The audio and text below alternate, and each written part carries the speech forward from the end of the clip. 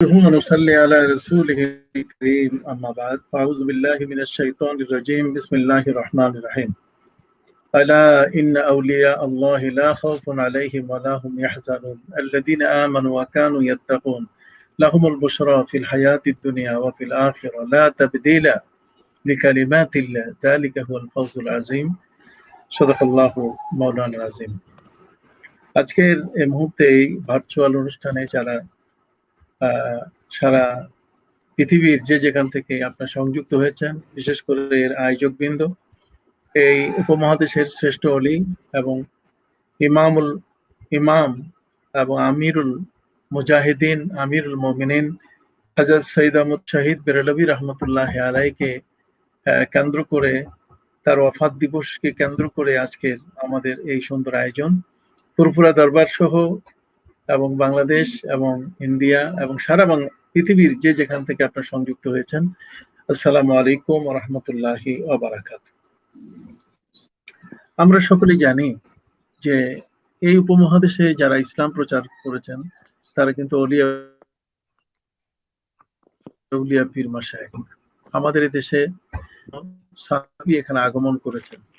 ব্যবসায়ের খাতিরে তারা কিন্তু এখানে থেকে পদব্রজে অথবা তাদের কোনো যানবাহনে তারা এখান থেকে হয়তো চীন পর্যন্ত গেছেন, এই ধরনের কথা আমাদের মাঝে আছে। কিন্তু পাশাপাশি এদেশের প্রকৃত যারা ইসলামের বিপরীত অবস্থানে যারা অবস্থান করেছিল, তাদের এই ধর্মের পথে অগ্রসমান হওয়া এবং ইসলামের পথে তাদের এগিয়ে আসার যে বিষয়টা, এটা সম্পূর্ণ ওলিয়া উলিয়াদের মাধ্যমে হয়েছে। যে কারণে আমরা এই উপমহাদেশ শুধু বাংলাদেশকে কেন্দ্র করে নয়, বরং আমরা যদি বাংলাদেশ, ভারত, পাকিস্তান সবটাকেই যদি আমরা একত্রিত করি, তাহলে এই উপমহাদেশের মধ্যে অসংখ্য গণিত ওলিয়া উলিয়া যাদের শুভাগমন ঘটেছে এই দেশের মানুষগুলোকে আল্লাহর পথে আহ্বান করার জন্য, এবং সত্যিকার অর্থে তাদের এই সকল আহ্বান এবং তাদের এই ধরনের দিনের প্রতি তাদের যে মেহনত ছিল, সেটাই হচ্ছে এই উপমহাদেশের ইসলামের মূল বিষয়। আমরা আজকের যাদের ইসলাম প্রচার প্রসারণা দেখি, যারা আজকে মসজিদে মসজিদে যান, ঘুরেন, অথবা যারা ইসলাম প্রচার করে বেড়াচ্ছেন, কিন্তু তাদের এই পরিবেশটা যারা তৈরি করে দিয়েছেন, বিশেষ করে এই উপমহাদেশের মধ্যে যতগুলো মসজিদে তারা আজকে আস্তানা নিচ্ছেন, এই মসজিদগুলো কারা তৈরি করে দিয়েছেন, মসজিদগুলোর পরিবেশ কারা তৈরি করে দিয়েছেন এবং কাদের কারণে এই উপমহাদেশের মধ্যে এতগুলো মসজিদ। আমরা যদি আমাদের বাংলাদেশের কথাই বলি, তাহলে সেখানে বাংলাদেশে প্রায় আজকের 3.5 থেকে 4 লক্ষ মসজিদ। এত মসজিদ এদেশে, এটি কি এমনি ফু দিয়ে কেউ বানিয়ে দিয়েছে? না, এটার পিছনে প্রচুর মেহনত এবং এটার পিছনে ওলিয়া উলিয়াদের শ্রম জড়িত হয়ে আছে। তো ওলিয়া উলিয়া যারা, পীর মাশায়েখ যারা, তারা কিন্তু এদেশের ইসলাম প্রচারের ক্ষেত্রে যে অগ্রণী ভূমিকা রেখেছেন, সেই অগ্রণী ভূমিকার মধ্যে সবচেয়ে বড় যার অবদান, তিনি হলেন আমিরুল মুজাহিদিন হযরত সৈয়দ আহমদ শহীদ বেরেলভী রহমতুল্লাহ আলাই। এতে কোনো সন্দেহ নেই। আপনি জানেন, আমাদের এই উপমহাদেশের শাসক হিসাবে যে ইংরেজ এখানে প্রবেশ করেছিল, ইংরেজের উদ্দেশ্য খুব একটা ভালো ছিল না। ইংরেজ এখানে তাদের প্রভুত্ব প্রতিষ্ঠার পাশাপাশি তারা ইসলাম ধর্মকে চিরতরে বিদায় করে দেওয়ার জন্য তাদের কিন্তু এই ধরনের অপকৌশল, যেটা এদেশের অলিয়া উলিয়ারা বুঝতে পেরেছিলেন, এবং যে কারণে সেই সময়কালে যারা দেশের শাসন অথবা যারা ইসলাম দরদি অলিয়া উলিয়া, নিঃসন্দেহে তারা তো ইসলাম দরদি, এ সমস্ত অলিয়া উলিয়ারা তারা এই ব্রিটিশকে, এই বেনিয়াদেরকে কখনো তারা মেনে নিতে পারেননি। এবং তাদের এই মেনে না নেয়ার কারণে, যে কারণে যে আক্রমণটা, সেটা সত্যিকার বেদনা ভিতর। আমরা জানি যে কোথাও এই প্রচারের কাজ হয়নি। আমাদের প্রিয় নবী সাল্লাল্লাহু আলাইহি ওয়াসাল্লাম, তিনি মক্কা আল মুকাররমায় সেখানেও ইসলাম প্রচার করেছেন। তারপর তাকে ছাড়তে হয়েছে প্রিয় মাতৃভূমি, সেখানেও তাকে নির্বাসনে যেতে হয়েছে এবং তার উপরে অনাহুত আক্রমণ হয়েছে। হ্যাঁ, যেদিন তিনি এই মক্কা ছেড়ে মদিনায় যাচ্ছিলেন, তখন বলেছিলেন, ইয়া আরদা মক্কা ওয়াল্লাহি আনতা খায়রু আরদিল্লাহি ফিল আরদ লাউলা উখরাজতু মা খারাজতু। হে মক্কার পূর্ণময় ভূমি, হে সম্মানিত ভূমি, তুমি নিশ্চয়ই সম্মানিত এবং তোমার এই জমিন থেকে আমি বের হওয়ার জন্য আসিনি, তোমার সন্তানরা যদি আমাকে বের করে না দিত আমি কখনো যেতাম না। তাহলে সেই মাতৃভূমির প্রতি নবী করিম সাল্লাল্লাহু আলাইহি ওয়াসাল্লামের এই মহান প্রেম ছিল। এবং নবী করিম সাল্লাল্লাহু আলাইহি ওয়াসাল্লামের অপরাধ ছিল কোথায়? অপরাধ একটি জায়গায়, যে তিনি আল্লাহর দ্বীন তাদের মাঝে প্রচার করতে তার জীবনের সবকিছু উৎসর্গ করেছিলেন। এবং সাহাবায়ে কেরামও সত্যিকার অর্থে তাদের আক্রমণের শিকার হয়েছিলেন এবং এদের হাতে সাহাবায়ে কেরাম নিষ্পেষিত, নির্যাতিত হয়েছেন। এটা ইসলামের ক্ষেত্রে সারা পৃথিবীতে এই ধরনের একটি বিষয়। পবিত্র কোরআন মজিদে আল্লাহ বলছেন, আহাসিবান নাসু আন ইউতরাকু আন ইয়াকুলু আমান্না ওয়া হুম লা ইফতানুন। আল্লাহ সুবহানাহু ওয়া তাআলা বলছেন, কোন ব্যক্তি যে ঈমান এনেছে সে কি মনে করে যে তার উপরে কোনো অত্যাচার আসবে না, নির্যাতন আসবে না, আর এমনিতেই সে পারবে একটু সহজ সরল ভাবে স্বর্ণের চামচ মুখে নিয়ে মানুষের দোরগোড়ায় ইসলাম প্রচার করবে? বিষয়টা কিন্তু এমনটা নয়। যে কারণে এই উপমহাদেশের অলিয়া উলিয়াদের উপরে যে আক্রমণ হয়েছে এবং অলিয়া উলিয়ারা আজকের দিন প্রচারের ক্ষেত্রে যে অবদান রেখেছেন, তার ক্ষেত্রে হযরত সৈয়দ আহমদ শহীদ বেরলভী রহমতুল্লাহ আলাইহির তুলনা এই জগতের মধ্যে কারোর সাথে, এই উপমহাদেশের কোনো অলিয়া উলিয়ার সাথে করা খুবই কঠিন। যদিও এই উপমহাদেশের মধ্যে হযরত খাজা মঈনুদ্দিন চিশতি আজমিরি রহমতুল্লাহ আলাইহি সহ, কুতুবউদ্দিন কাকি বখতিয়ার খিলজি রহমতুল্লাহ আলাইহি সহ অসংখ্য অলিয়া উলিয়া এই জমিনের মধ্যে শুভাগমন করেছেন। এই উপমহাদেশে তারা এসেছেন, তারাও ধর্ম প্রচার করেছেন। কিন্তু হযরত সৈয়দ আহমদ শহীদ বেরলভী রহমতুল্লাহ আলাইহি এই ত্রয়োদশ শতাব্দীতে তিনি ইসলামের যে জাগরণ তুলেছিলেন, বিশেষ করে যে ব্রিটিশ এদেশের মধ্যে যারা এই ব্রিটিশ বেনিয়ারা মুসলমানদের উপরে নানাভাবে অপকৌশলে তারা অত্যাচার শুরু করেছিল, হযরতে সৈয়দ আহমদ শহীদ বেরলভী রহমতুল্লাহ আলাইহি তিনি সেই ব্রিটিশ বেনিয়াদের মূলত বিরোধী ছিলেন, যে কারণে তাকে ওয়াহাবি বলে অপবাদ দেওয়া হয়েছিল। তো ওয়াহাবি বলে অপবাদ দেওয়াটা এটা হচ্ছে আমাদের সমাজের ভিতরে এই ধরনের কিছু মানুষ এমন আছে যে যার সাথে পারি না আমরা তার উপর একটা অপবাদ দিয়ে ফেলি। তো এই বিষয়গুলো কিন্তু সাধারণত ভাইয়ের সাথে না পারলে ওই ভাইয়ের কাপড় ধরে টানার অভ্যাস কিন্তু আমাদের আছে। তো এই জন্য আমি সহজভাবে যে কথাটি বলতে চাই সেটি হলো ইমামুল মুজিন আমিরুল মুমিনিন সৈয়দ আহমদ শহীদ বেরলভী রহমতুল্লাহ আলাইহি এই উপমহাদেশের মধ্যে যদি তার জন্ম না এবং আর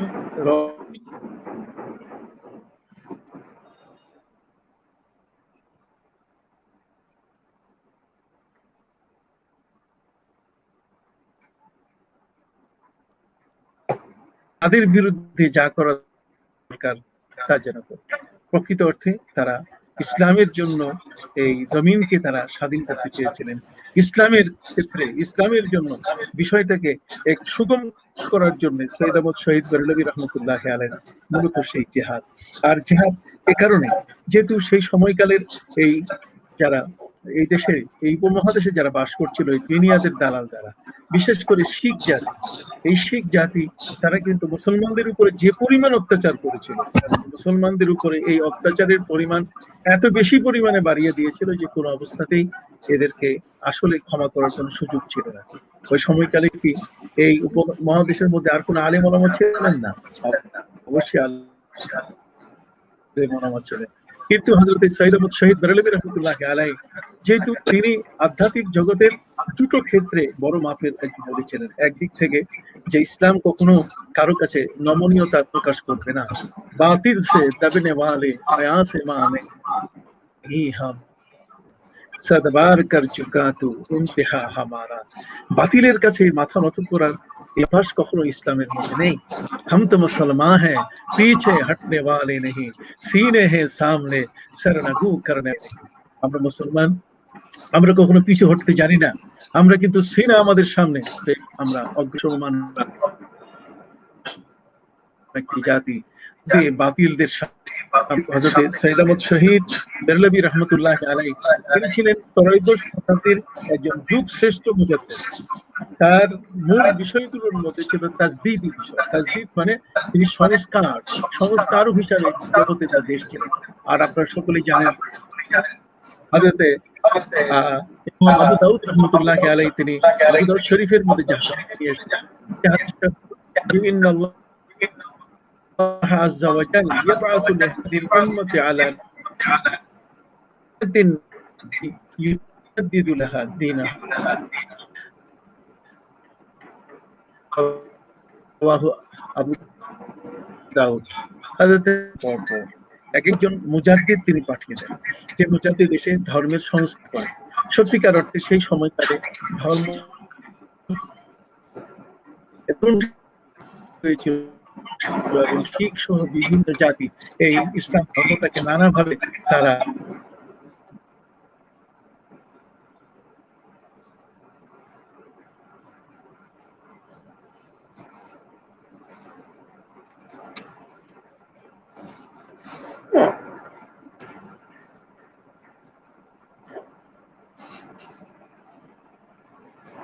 এই যে আজাদি আন্দোলনের মূল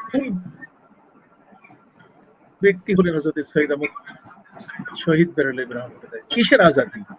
আজাদি হলো মুসলিমরা নির্ভীক চিত্তে তারা সেখানে থাকে, মুসলমানদের কোন রকম ইবাদত বন্দেগীর উপরে তারা কোন রকম আক্রমণ করতে পারবে না। যে কারণে আমরা দেখেছি যে ওই সময়কালে শিখ জাতির অত্যাচারের বিরুদ্ধে তিনি ছিলেন, এটা যুগপ্রত এবং ওই যুগের এটা চাহিদা ছিল। যে কারণে এই উপমহাদেশ থেকে আমাদের হযরত সুফি নূর মোহাম্মদ নিজামপুরী রহমতুল্লাহ আলাইহি গাজী বালাকোট সহ আরো অসংখ্য অগণিত ব্যক্তি তারা গিয়েছিলেন, যদিও হযরতে কারামত অবস্থান করেছিলেন, তার নিজের আপন জায়গায় অবস্থান করেছিলেন, কিন্তু জিহাদের ময়দানে যিনি নিজামপুরী রহমতুল্লাহ আলাইহির মতো এই মহান ব্যক্তি। আর ইলমি খেদমত এই মহাদেশের মধ্যে যতগুলো তাসাউফ খেদমত, যতগুলো ইলমে মারিফতের খেদমত, এই সব কিছু হযরত সৈয়দ আহমদ শহীদ বেরলভী রহমতুল্লাহ আলাইহি যারা অনুসারী, প্রায় 100 জনের মতো খলিফা, সেই 100 জনের মতো খলিফা তারা কিন্তু এই খেদমতটুকু এই উপমহাদেশের মধ্যে চালিয়ে গেছেন। আর এতগুলো মসজিদ, এতগুলো আলেম, এতগুলো মাদ্রাসা, আপনার দেওবন্দি মাদ্রাসা বলেন, কওমি মাদ্রাসা বলেন, আর আলিয়া মাদ্রাসা বলেন, যেই ঘরানার প্রতিষ্ঠানই বলেন না কেন, তার মূল গোড়ায় যদি তালাশ করেন তাহলে সেখানে দেখা যাবে হযরত সৈয়দ আহমদ শহীদ বেরলভী রহমতুল্লাহ আলাইহি সেখানে আসন নিয়ে বসে আছেন। অতএব হযরত সৈয়দ আহমদ শহীদ বেরলভী রহমতুল্লাহ আলাইহি দুটো দিক থেকে, একদিকে ইলমে মারিফত, আরেকদিকে বীরের রক্ত তার ভিতরে প্রতিষ্ঠিত। অতএব বাতিলের বিরুদ্ধে যেমন তিনি ছিলেন এক মহান যোদ্ধা, নিজের জীবনকে উৎসর্গিত করে শাহাদাত বরণ করেছিলেন সেই বালাকোটের শিখদের কাছে, আর সেখানে তিনি মাথা নত করেননি। তার এই সিলসিলার মানুষরা আজও কখনো মাথা নত করে না, এবং সেই সূত্র ধরে এই উপমহাদেশের মধ্যে সবচেয়ে বড় খেদমত যে করে যাচ্ছে যে দরবারটি, সেটি হলো ফুরফুরা এবং সরসিনা দরবার। ফুরফুরা আলোকে সরসিনা দরবার সারা বাংলাদেশের মধ্যে হাজার হাজার মাদ্রাসা প্রতিষ্ঠিত করেছে এবং তিনি মাদ্রাসা প্রতিষ্ঠিত করে চলেছে। এই উপমহাদেশের মধ্যে আজকের আমরা মিলাদ কিয়াম সহ আমরা নামাজের পরে দোয়া এবং কবর জিয়ারত এবং অন্যান্য যতগুলো বিষয়, এই সবগুলো বিষয়ের সূত্র যাদের সাথে জড়িত, সৈয়দ আহমদ শহীদ বেরলভী রহমতুল্লাহ আলাইহি, হযরত শেখ আব্দুল আজিজ দেহলভী রহমতুল্লাহ আলাইহি, শাহ ওলিউল্লাহ মুহাদ্দিস দেহলভী রহমতুল্লাহ আলাইহি, যাদের সাথে এই উপমহাদেশের আলেমদের হাদিসের সূত্র গাথা। অতএব সেই সূত্র ধরেই আমরা কিন্তু এই সমাজের মধ্যে আজকের যে দিন প্রচারের খেদমতে যাদেরকে দেখতে পাচ্ছি, তারা এই সৈয়দ আহমদ শহীদ বেরলভী রহমতুল্লাহ আলাইহির মূলত উত্তরসূরি, এবং সেই উত্তরসূরি হিসাবে আজকে আমাদের কাছে এই কালেমা পড়ার মানুষ এবং এই সৈয়দ আহমদ শহীদ বেরলভী রহমতুল্লাহ আলাইহি তথা তরিকায়ে মুহাম্মাদিয়া, এটার উপরে আমলকারী ব্যক্তিদের সংখ্যা তার চেয়েও বেশি। তো যেহেতু আমার একটু খুব জরুরি একটি প্রোগ্রাম থাকার কারণে আমাকে যেতে হচ্ছে, মাওলানা উসমান গনি সালি এখানে আমি তাকে দেখতে পাচ্ছি, এবং আর অন্যান্য যারা আছেন এখানে, মাওলানা আবু বকর এখানে আছেন, তারা কথা বলবে।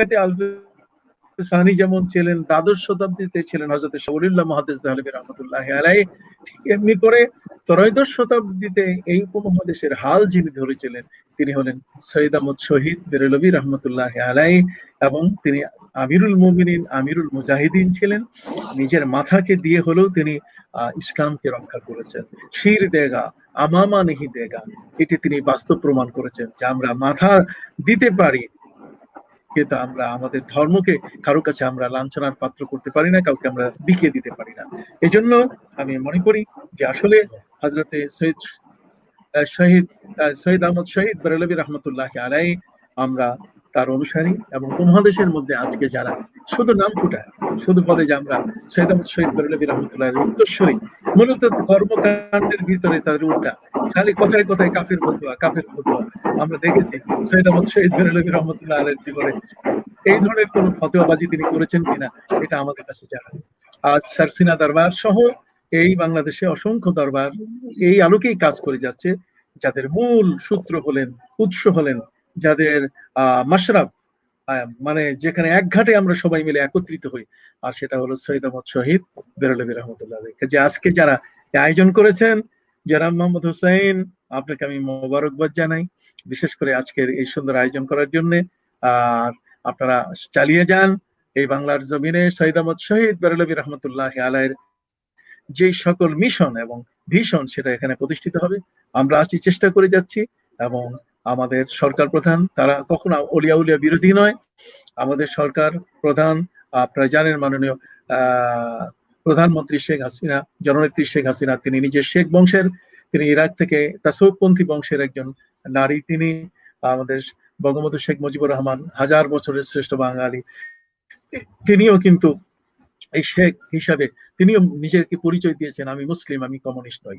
তো সর্বদিকে মিলিয়ে যদি আমরা লক্ষ্য করি, তাহলে এদেশে মিলাদ কিয়াম, আপনারা জানেন আমাদের মহামান্য রাষ্ট্রপতি তিনি মিলাদ কিয়ামের ব্যাপারে তার নির্দেশে গেজেট প্রকাশিত হয়েছে, এবং সেটি যথাযথ মর্যাদায় বাংলাদেশের জাতীয় পতাকা উত্তোলনের মাধ্যমে এটি পালিত হবে।